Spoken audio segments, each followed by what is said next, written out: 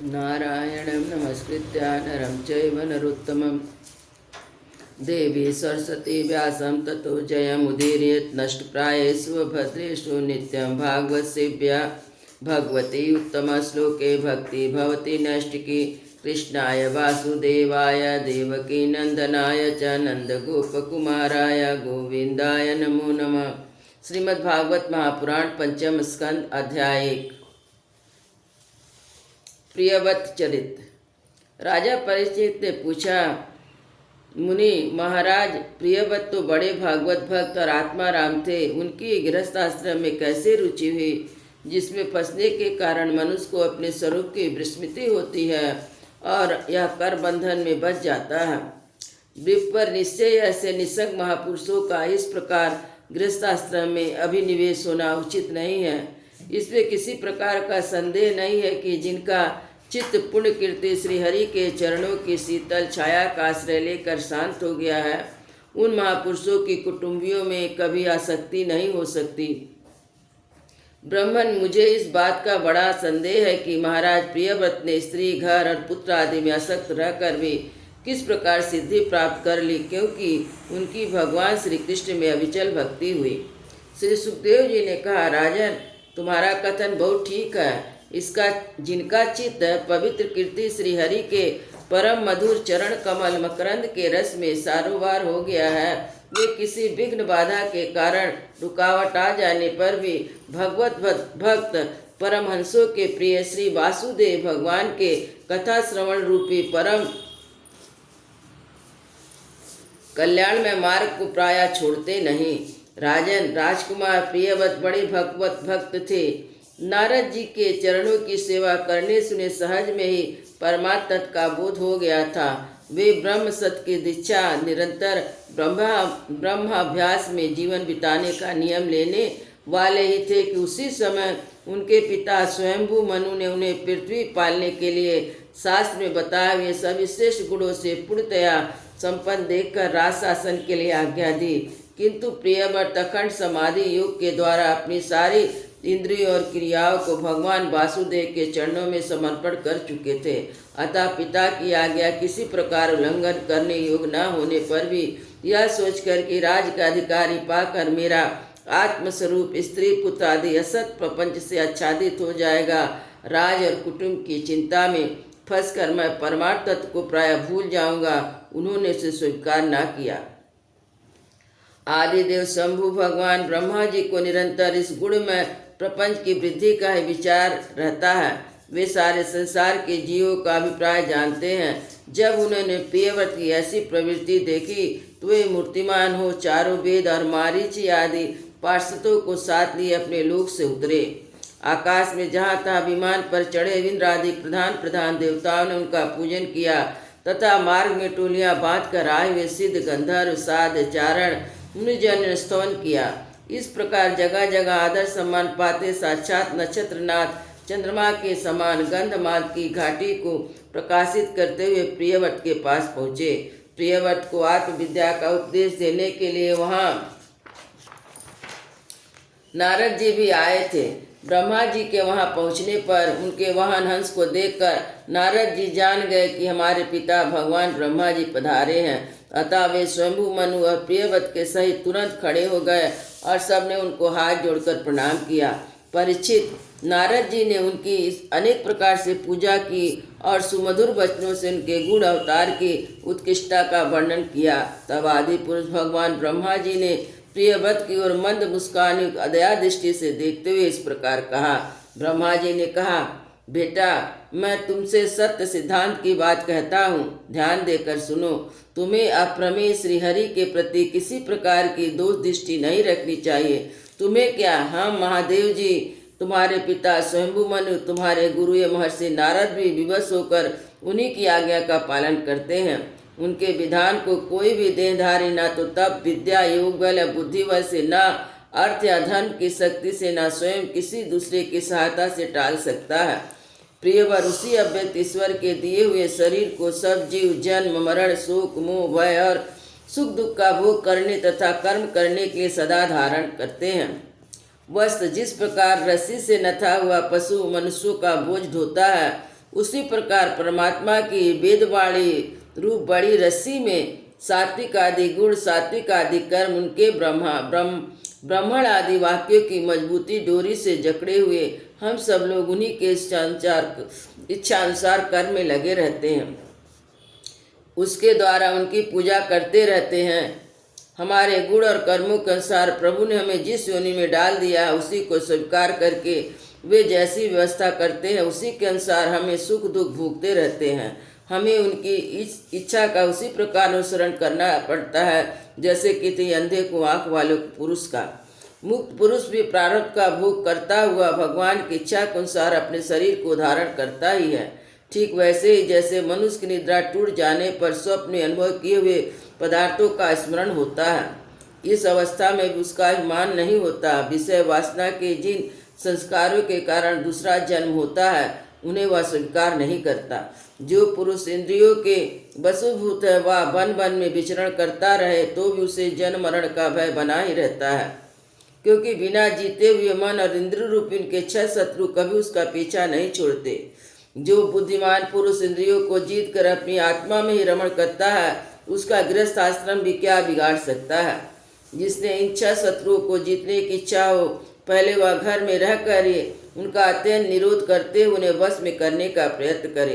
किले में सुरक्षित रहकर लड़ने वाला राजा अपना प्रबल शत्रु को भी जीत लेता है।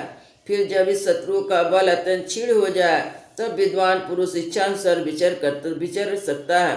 तुम यदि कमल नाभ भगवान के चरण कमले की कली रूप किले के आश्रित रहकर इन 6 शत्रुओं को जीत चुके हो तो भी पहले उन पुराण पुरुष के दिए भोगों को भोगो, जिसके बाद निसंग होकर अपने आत्म स्वरूप में स्थित हो जाना।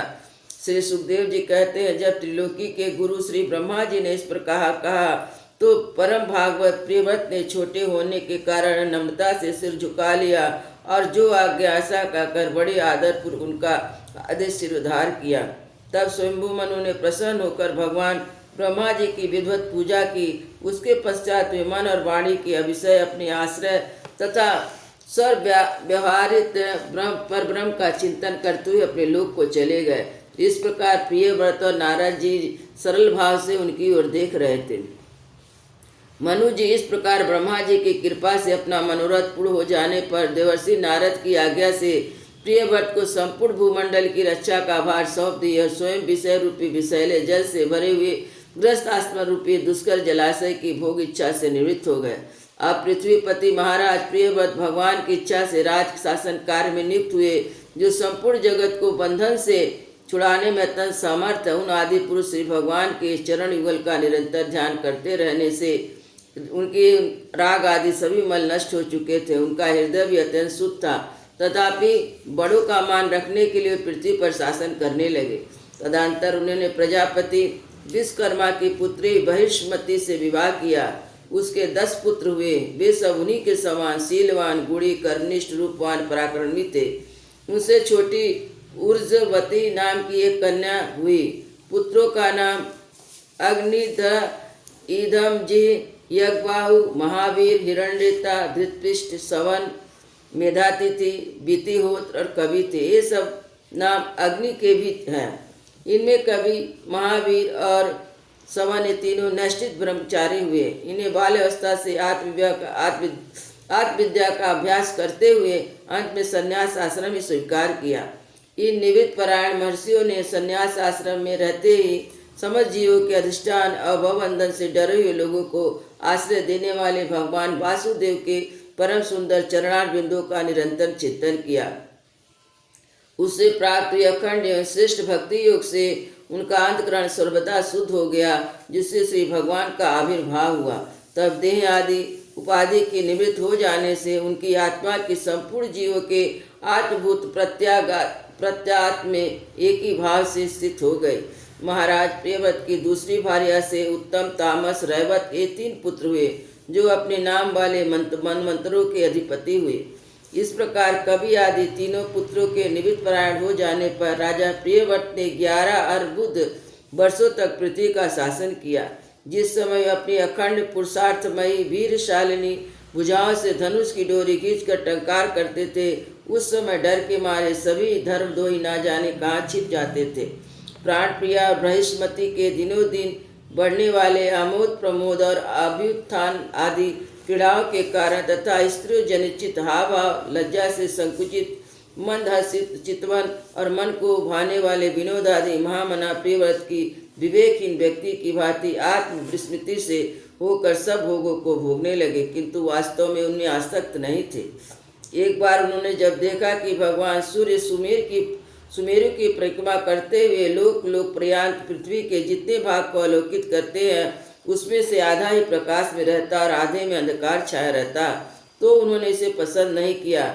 उन्होंने यह संकल्प लेकर कि मैं रात को भी दिन बना दूंगा, सूर्य के सामने ही वेगवान एक ज्योतिर्मय रथ पर चढ़कर द्वितीय सूर्य की भांति उनके पीछे पीछे पृथ्वी की 7 परिक्रमाएं कर डाली। भगवान की उपासना से इनका लौकिक प्रकाश बहुत बढ़ गया था। उस समय इनके रथ के पहियों में जो लीकें बनी वे 7 समुद्र हुए, उसमें पृथ्वी में 7 द्वीप हो गए। उनके क्रमशः जम्मू, प्लच, सलमली, कुश, कौच, शाक, पुष्कर द्वीप हैं। इनमें से पहले की अपेक्षा आगे के द्वीप का परिणाम दूना है। ये समुद्र के बाहरी भाग में पृथ्वी के चारों ओर फैले हुए हैं।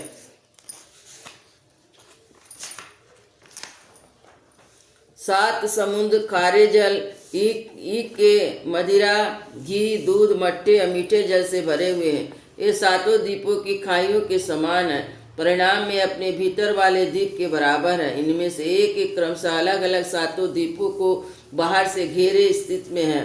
बृहस्पति महाराज प्रियव्रत ने अपने अनुगत पुत्र अग्निध, इधमजिरा, यज्ञबाहु, हिरण्यता, धृतपृष्ठ, मेधातिथि, भीतिहोत्र में से क्रमशः एक को उक्त जम्मू आदि द्वीपों में एक का राजा बनाया।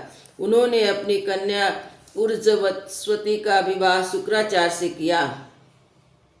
उसी शुक्र कन्या देवानी का जन्म हुआ। राजन, जिन्होंने भगवत आचरण बिंदु की रज के प्रभाव से शरीर के भूख प्यास शोक मोह जरा मृत्यु इन 6 गुणों को अथवा मन के सहित 6 इंद्रियों को जीत लिया है, उन भगवत भक्तों का ऐसा पुरुषार्थ होना कोई आश्चर्य की बात नहीं है, क्योंकि वर्ण बहिष्कृत चंडाल आदि नीच योनि का पुरुष भी भगवान के नाम केवल एक बार उच्चारण करने से तत्काल संसार बंधन से मुक्त हो जाता है।